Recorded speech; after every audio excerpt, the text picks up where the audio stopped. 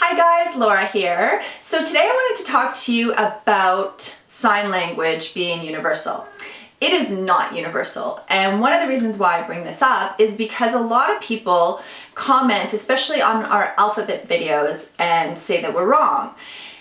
So I get nice people who say, oh, I haven't seen it done that way, I learned it a different way, or are you sure that's the way that it's supposed to be?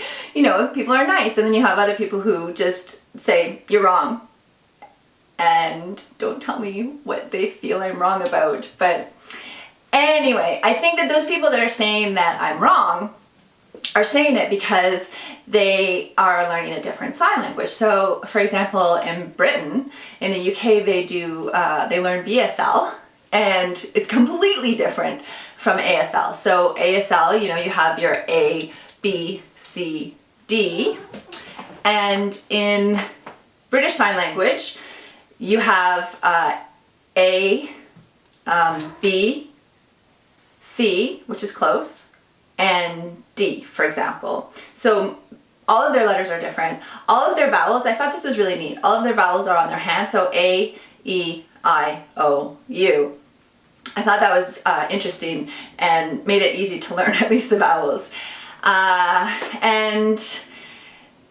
So I know BSL and ASL are completely different, so some people might catch on to the fact that we aren't necessarily wrong, but that it is a different sign language. But I know that some people might be confused because there are certain sign languages that are pretty similar but do have differences. So I printed off a few just to give you guys an example. I was trying to memorize these, but my brain was not working, so I needed to print them off. So for example, the Irish alphabet, it's similar. It goes A, B, C, D, E, and then this is where it starts getting different. So F is similar, but they do it like this, F, and then G is like that, and H like this, and then I, J is the same, K. So as you can see, if somebody knows the Irish alphabet and they're looking at our video, they might think that I am wrong in some of the cases because some of them are similar, but then some of them I'm doing wrong as far as they've learned. So Swedish sign language is pretty much completely different. Theirs is A, B, C is kind of similar, it's a bit like this. D is like our B. E is kind of similar, but they hold their thumb like that. F again is sort of like the way that the Irish sign. G, H, I, and L is like that. So I guess you can see, oh, K is like that, so it's similar too. O, U, V, W.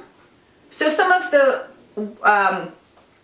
letters are the same, or look the same, or look similar, and so I could see if people are coming to learn the alphabet and they would think that I was wrong. I'm gonna also do one more, the Spanish alphabet. So for them, they do A like this. So we do A, and they do A, and then they do B. So they do, ours is like this, theirs is like this, B. C is like that. D, no, that's CH, sorry. D is similar. E, they do it like that, so it's kind of similar, E. F I think is like that as well. So F is similar to the other sign languages. So L is the same. Anyways, I find it interesting that there are some similarities, but there are also differences. So I believe that would be the same with different signs for words as well. There's probably some crossover of signs that look similar, but some are different. I know that there's the World Federation of the Deaf, and they have a conference, and I was really fascinated to learn this. So they have deaf people come from all over the world, and they have to get interpreters who can sign one, like, you know, say there's a Japanese person that signs Japan Sign Language and somebody's signing in ASL, they need to have an interpreter who can interpret that. So I just thought it was really fascinating. And of course, with different languages, like the Russian Sign Language is completely different. The alphabet is completely different because they have different letters. And the Japanese one and the Chinese one, of course, is completely different again because they have characters. So when I was kind of looking this up for you guys to see, I was actually looking to see how many sign languages there were in the world, and nobody knows 100% the exact amount, because I was reading that, you know, there's different areas, like say in Africa, where in the same country they might sign from little town to little town, or even from school to school. They might have their own version of sign language, like a different dialect or just a slightly different way of signing it.